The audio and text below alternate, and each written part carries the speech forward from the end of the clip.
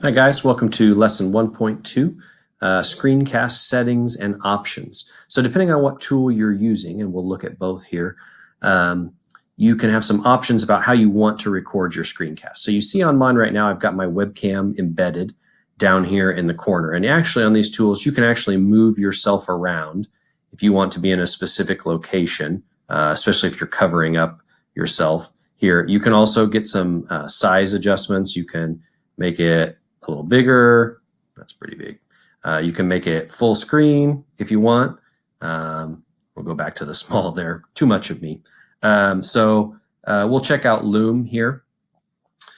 So you can see here, I've got really three recording options: the screen plus the camera, which is what I'm on right now; the screen only, which would be no embedded webcam; or the camera only, which would be the full screen. So when I start at the beginning, I could select those, and that's the mode it's going to come out in. I can also alter that from my picture down here.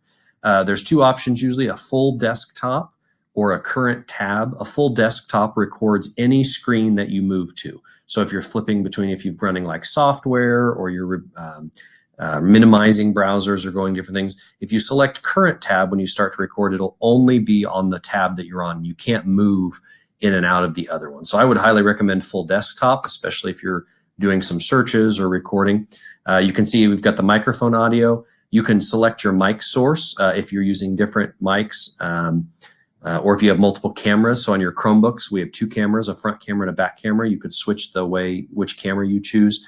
And then there are some advanced options, like you could use a photo or recording countdowns, things like that. So that's in Loom. Screencastify looks very similar.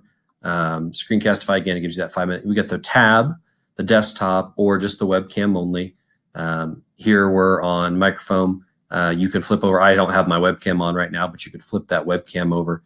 Screencastify does also have the countdown. It also has drawing tools, so I've always got that menu on if I want to use those drawing tools there. So their interfaces look very similar for when you're recording. So those are the different settings that you can use when getting ready to make your screencast.